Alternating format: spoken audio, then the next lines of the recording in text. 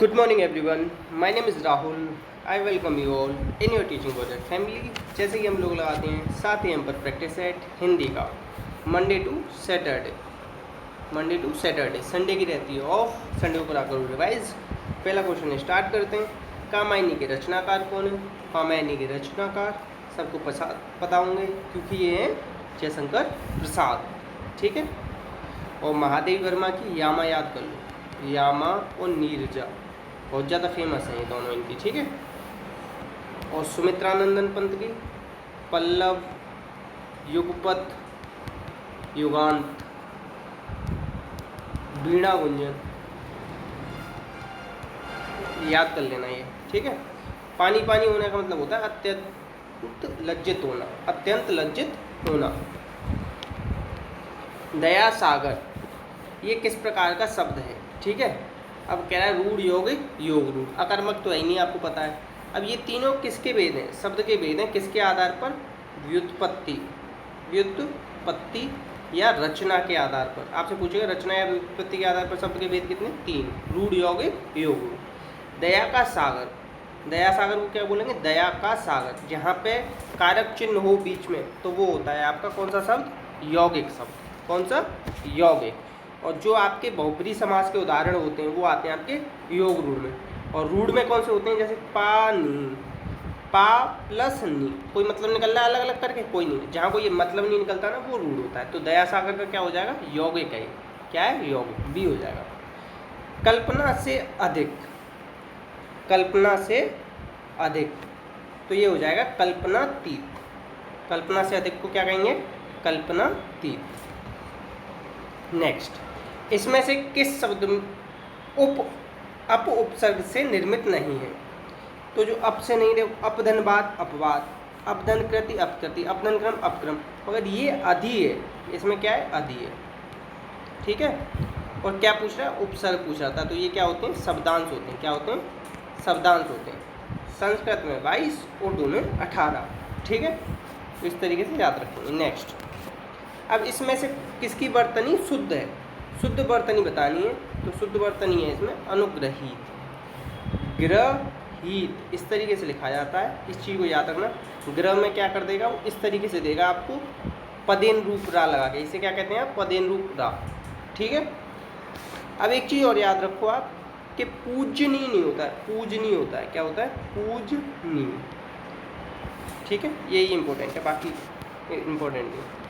अब देखो, ब्रजभाषा हिंदी की किस उपभाषा की प्रसिद्ध बोली है? ब्रजभाषा किसकी है?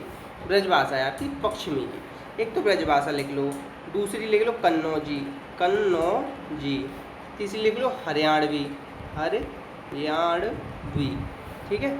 चौथी लिख लो बुंदेली, बुंदेली, ठीक है। 4 हो गई। और एक और होती है पाँचवीं। पाँचवीं कौन सी हो जाएगी आपकी? वो थोड़ा अभी याद नहीं आ रही, नेक्स्ट टाइम बता दूंगा मुझे। अब देखो, पूर्वी हिंदी की कौन सी होती है? अवधी, बघेली, छत्तीसगढ़ी, ठीक है। और बिहारी हिंदी की कौन सी होती है? मैथिली, मगही और भोजपुरी, MMP करके याद कर लो, ठीक है। और पहाड़ी की कौन सी होती है?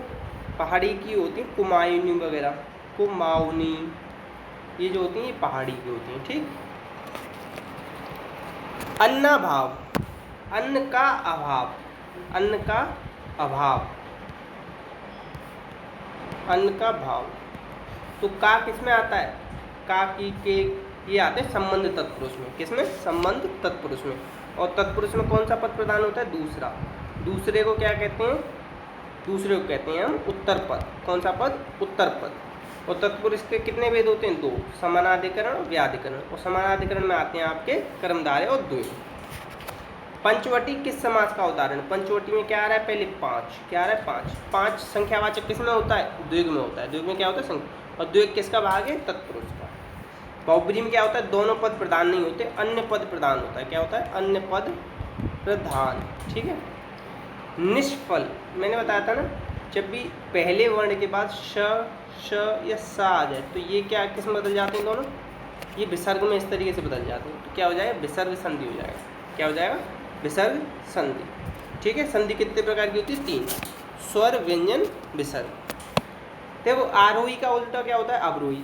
तो आरोह का उल्टा क्या हो जाएगा? अवरोह। आरोह का क्या हो जाएगा, अवरोह, क्योंकि अगर आरोही होता तो अवरोही कर देते हम, इस तरीके से भी पूछा जाता है। ठीक है। लंबोदर, लंबा है जिसका उदर, किसका पेट लंबा है, ये है गणेश जी का, किसका, गणेश जी का। तो मैंने ये किसके लिए हम यूज करते हैं, इसमें कौन सा समास है, बहुब्रीहि, बहुब्रीहि।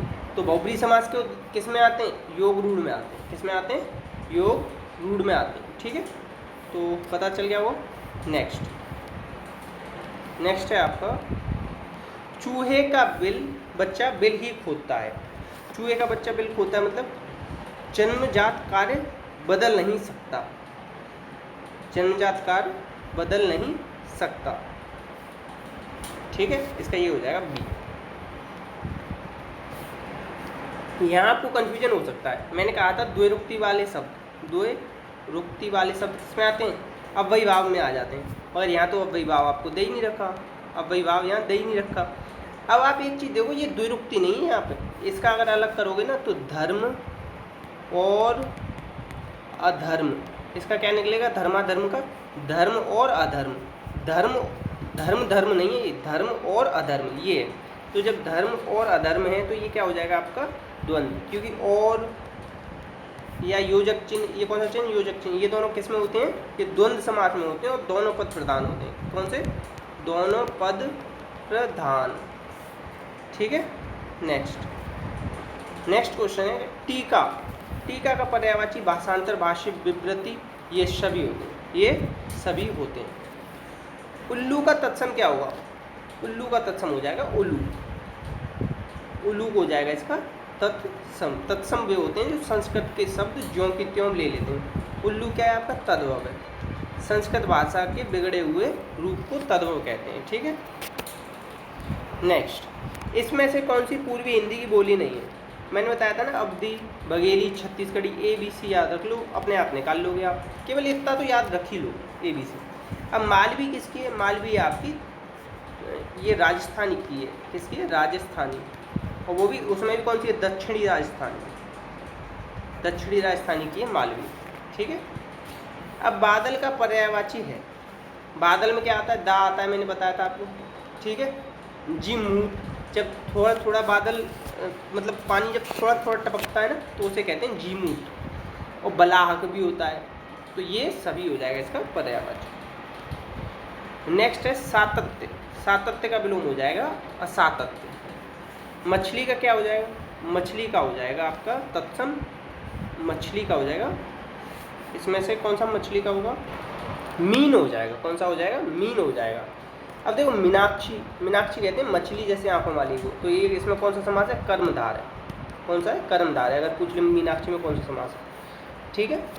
नेक्स्ट, प्रतिहिंसा में उपसर्ग बताना है, तो प्रति इसमें क्या है, उपसर्ग, और जहाँ प्रति उपसर्ग या उपसर्ग वगैरह होते हैं वहाँ कौन सा समास होता है, अव्ययीभाव, कौन सा होता है, अव्ययीभाव, तो इसमें अव्ययीभाव समास है, और इसमें कौन सा उपसर्ग है, प्रति, बी उपसर्ग है इसमें, बी वाला। नेक्स्ट, विद्यार्थी, विद्या धन अर्थी, तो कौन सा हो जाएगा, विद्यार्थी, ये हो जाएगा। ठीक है। अब इसमें बड़ा बी लग रहा है, इसमें रा नहीं आ रहा है, इसमें विद्यार्थी हो जाए, तो ये क्या हो जाए, विद्यार्थी। अब ये कौन सी संधि है आपकी, दीर्घ स्वर संधि, दीर्घ स्वर संधि। एक चीज़ बताना, आज का आपका होमवर्क है, वो आज मैं आपको बहुत ही इंपॉर्टेंट चीज़ बताऊंगा, एक जो आज तक आपने नहीं पढ़ी होगी। ये जो होमवर्क आपका लिख लो कि स्वर संधि के भेद कितने होते हैं, स्वर संधि के भेद, और जितने भी भेद हैं ना उनके नाम भी लिख के बताना, तभी आप लोग थोड़ा अच्छे से सीखेंगे। सन्मार्ग का समास विग्रह, सन्मार्ग में अगर हम इसका संधि विच्छेद करते हैं तो सत्य धन मार्ग होता है, क्या होता है, सत्य धन मार्ग। अब देख लो, अगर इस पर आपको समास विग्रह नहीं होता तो सत्य कहाँ लिख के आ रहा है, सत्य है जो मार्ग, यहाँ आ रहा है ना, तो यही सही हो जाएगा। ऐसे कर लिया आपको। जो बात हृदय में अच्छी तरह बैठ गई हो उसे कहेंगे आप हृदयंगम, हृदयंगम। ठीक है। हाथ मलने का मतलब होता है पश्चाताप करना, क्या होता है, पश्चाताप करना, और जिस भी शब्द के पीछे ना आएगा वो तो आती है आपकी क्रिया, और जिस भी वाक्य के वाक्यांश के पीछे आपका ना आएगा, किसके पीछे, वाक्यांश, वाक्य नहीं बोल रहा हूँ मैं, वाक्यांश है, दोबारा याद, वाक्यांश के पीछे ना आता है तो वो आपका मुआ का हो जाता है। अब देखो, आज की जो मस्त अच्छी बात जो बताने वाला हूँ ये है, यह कल मैं रीट का पेपर देख रहा था, एक तो होता है य र ल व, एक होते हैं य व र ल। ठीक है। रीट के पेपर में संस्कृत में आया था कि अंतस्थ व्यंजनों का सही क्रम क्या है? रीट, दोबारा सुन लेना, संस्कृत में बता रहा हूँ, रीट संस्कृत में पेपर आया था ये, तो उसमें य व र ल होता है। क्या होता है? य व र ल। और अब हिंदी में हम क्या पढ़ते हैं? हम हिंदी में पढ़ते हैं य र ल व। ठीक है, तो इसका याद रख लें, ये तो हिंदी का क्रम है अंतस्थ का, और ये संस्कृत का है। अगर आप रीट वगैरह दो तो संस्कृत में ये क्रम होता है, या कोई भी एग्जाम दो संस्कृत में पूछे तो आप इस तरीके से लिखना। ठीक है, तो ये बहुत सारे कम लोगों को पता होता है, तो मैंने कहा बता दो। तारे गिनना, तारे गिनने का मतलब होता है चिंतित रहना। अब खाली बैठे रहना तो होता नहीं, बड़ी मुसीबत कुछ है नहीं, मुसीबत में फंसना है नहीं। श्रृंगार रस का स्थायी भाव क्या होता है? श्रृंगार रस का स्थायी भाव होता है निर्वेद। अब मैंने आपको बहुत बार बताया कि श्रृंगार रस ना, देखो कितना इसने शुद्ध लिखा है। क्या लिखा है? शुद्ध। नहीं तो अशुद्ध कैसे करते हैं? इसमें ये रेफ वाला रा और उड़ा देंगे तो अशुद्ध हो जाएगा। ठीक है, तो शुद्ध क्या होता है? जिसमें ये ये नहीं उड़ेगा, केवल बाकी जो रह जाता है वो शुद्ध।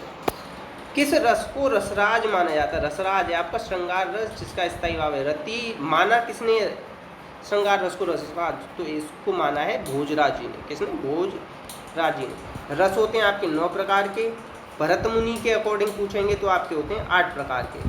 ये भी क्वेश्चन आया कि किस रस को भरत मुनि ने रस नहीं माना है, तो वो नहीं माना है शांत रस को। ठीक है, और शांत रस का स्थायी भाव क्या होता है? निर्वेद। क्या होता है? निर्वेद। ठीक है, और एक चीज़ और याद रख लो, निर्वेद कभी कभी ना आपको ऐसे लिख के दे देगा निर्वेद, तो आप ये चीज़ देखो, निर ना के बाद आ रहा है ना रा, तो ना पे कैसे चढ़ा दोगे आप मात्रा? तो इधर चढ़ेगी, जिसके बाद रा आता है ना तो उसके अगले वाले पे चढ़ती है। तो निर्वेद शुद्ध शुद्ध में भी आता है लिखने को। ठीक है, छप्पे किस तरीके का? छप्पे है आपका मात्रिक छंद। अब मात्रक में भी आपको पूछ ले कि कौन सा मात्रिक है, तो ये है आपका विषम मात्रिक। कौन सा है? विषम मात्रिक। और जो आपके दोहा, सोटा, बैरब और लाला होते हैं वो क्या होते हैं आपके? वो होते हैं अर्ध सम्मात्रिक। ठीक है, और चौपाई, रीत, गीत और गीतिका वो होते हैं आपके सम्मात्रिक छंद। अब स्कंदगुप्त, स्कंदगुप्त किसकी है? स्कंदगुप्त जो ये है कृति, ये है जयशंकर प्रसाद की। किसकी है? जयशंकर प्रसाद की। अब देखो कृष्ण अर्जुन युद्ध, कृष्णार्जुन युद्ध किसकी है कृति? ये है माखनलाल चतुर्वेदी। अब ये पूछ ले आपको कृष्ण अर्जुन, इसमें कौन सा समास है? तो कृष्ण और अर्जुन तो द्वंद्व समास हो जाएगा। क्या हो जाएगा? द्वंद्व समास। ठीक है, और आपसे पूछ ले कि ये कौन सा रचना के आधार पर कौन सा शब्द है, तो ये हो जाएगा कृष्ण और आ रहा है ना, क्या आ रहा है? और। तो आप इसे किस में भी डाल सकते हो, इसे डाल सकते हो आप यौगिक में। किस में डाल सकते हो? यौगिक में। 2 अलग अलग शब्द हैं, 2 अलग अलग शब्दों से मिलकर बना। तो आप एक क्वेश्चन के साथ उसमें नए नए क्वेश्चन बनाना सीख जाओगे ना, तो आपकी हिंदी अच्छी हो जाएगी। बादल राग, बादल, बादल कभी कभी देखो निराले होते हैं। कैसे होते हैं? निराले। कभी तो घने हो जाएंगे, कभी दूर दूर दिखेंगे। शाम के टाइम में ना, जब सूरज ढलने को हो तब देखा करना, बहुत ही अच्छे लगते हैं बादल, तो निराला हो जाएगा। किसकी लंबी कविता है ये? निराला जी की कविता है। इधर आजकल बहुत भ्रष्टाचार बहुत है, आजकल भ्रष्टाचार बहुत है हो जाएगा इसका। क्या हो जाएगा? आजकल भ्रष्टाचार बहुत है। इसकी वास्तविकता का कारण क्या है? इसकी वास्तविकता कारण क्या है? इसको तो होगा नहीं, इससे होगा नहीं, इसमें इसका वास्तविक कारण क्या है? क्या हो जाएगा? इसका वास्तविक कारण क्या है? ठीक है, मोर नाच रहा है तो मोर में कौन सी संज्ञा है? तो मोरों की क्या होती है? जाति होती है। क्या होती है? जाति होती है। अगर मैं कहता देसी मोर, क्या कह देता? देसी मोर, तो हो जाता फिर वो व्यक्तिवाचक। और भाववाचक में क्या आता है? बुरा। और अगर मैं कर दूं बुरा से बुराइयाँ, क्या कर दूं? बुराइयाँ, तो ये हो जाता है फिर जातिवाचक। जब भी भाववाचक को आप बहुवचन में बदल देते हैं, किसमें? बहुवचन, तो वो हो जाता है आपका जातिवाचक। और कितने होते हैं? एक वचन और बहुवचन। हिंदी में 2 होते हैं और संस्कृत में द्विवचन भी आ जाता है, तो 3 हो जाते हैं। ठीक है, अब इसमें ये बताना है अशुद्ध क्या है। अशुद्ध शब्द कौन सा है? तो उज्ज्वल तो ऐसे लिखते हैं, आधा जा आता है 2 बार। ठीक है, व्याकरण ऐसे लिखते हैं कृतज्ञ।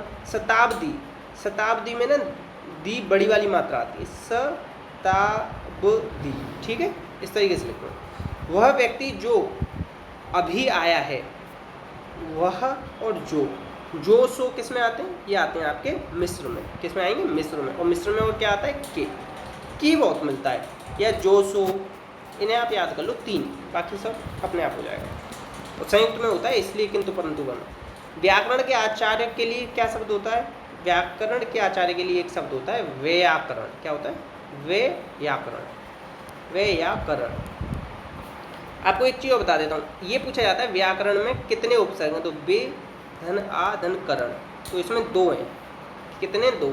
अब ये भी बहुत बार पूछा गया है कि बे उपसर्ग का अर्थ क्या होता है। बे उपसर्ग का अर्थ होता है विशेष। क्या होता है?